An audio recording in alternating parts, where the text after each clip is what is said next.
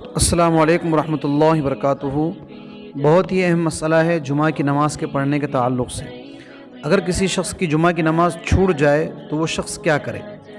اس کا جواب یہ ہے، اگر کسی شخص کی جمعہ کی نماز کسی مسجد میں چھوٹ جائے تو سب سے پہلے وہ ایسی مسجد تلاش کرے جہاں پر جمعہ کی نماز مل سکتی ہے، تو وہاں پر جا کر وہ جمعہ کی نماز ادا کر لے۔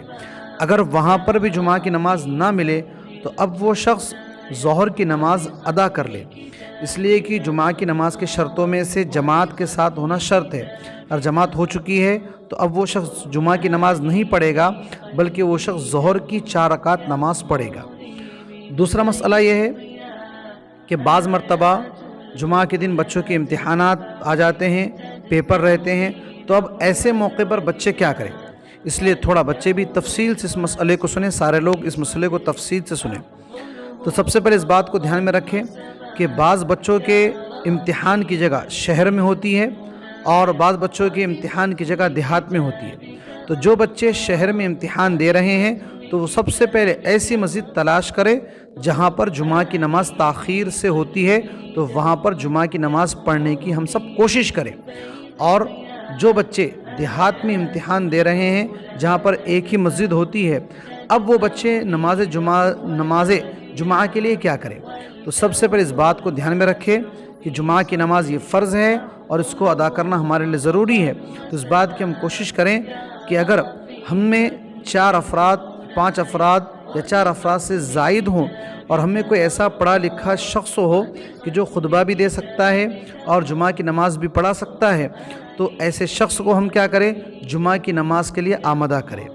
سب سے پہلے اس بات کو دھیان میں رکھیں کہ ہم دیہات کے اندر ہیں اور دیہات میں جہاں مسجد میں نماز ہو چکی ہے تو مسجد کے صحن کے اندر ہم جمعہ کی نماز ادا کریں، اور جمعہ کی نماز ادا کرنے کے لیے 4 افراد کا ہونا شرط ہے، یعنی 4 افراد سے زائد کا ہونا شرط ہے۔ اور ایسے موقع پر اگر ہمارے پاس 10 بچے ہیں، 15 بچے ہیں، 20 بچے ہیں، تو ہم ایسی مسجد تلاش کریں جہاں جب نماز ہو گئی ہے اب اس کے صحن کے اندر ہم جمعہ کی نماز ادا کریں۔ اور ایک بات دھیان میں رکھیں کہ جمعہ کی نماز ادا کرنے کے لیے ممبر کا ہونا شرط نہیں ہے، بلکہ ممبر کا ہونا یہ سنت ہے۔ ہم زمین پر بھی ٹھہر کر خطبہ دے سکتے ہیں۔ سب سے پہلے اس بات کی کوشش کریں کہ جمعہ کی نماز ہم کیسے ادا کریں، اس بات کی ہم کوشش کریں۔ اور اگر ہمیں مسجد نہ ملے، مسجد دور ہے، تو کسی ہال میں، ایسے ہال میں جہاں عافیت اور سہولت کے ساتھ میں جمعہ ہم ادا کر سکتے ہیں تو ہم جمعہ ادا کریں، فتنے کا اندیشہ اگر نہ ہو۔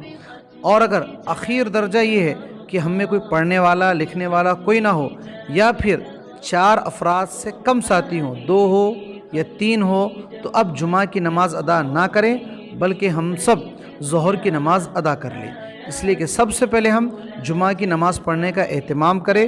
اگر اخیر درجے میں اگر جمعہ کی نماز پڑھنے کا اہتمام نہیں ہو سکتا تو اخیر میں ہم ظہر کی نماز ادا کر لیں۔ اگر کسی کو مسئلہ سمجھ میں نہ آئے تو وہ فون کر کے دوبارہ پوچھے تاکہ اس کو تسلی مل جائے۔ السلام علیکم۔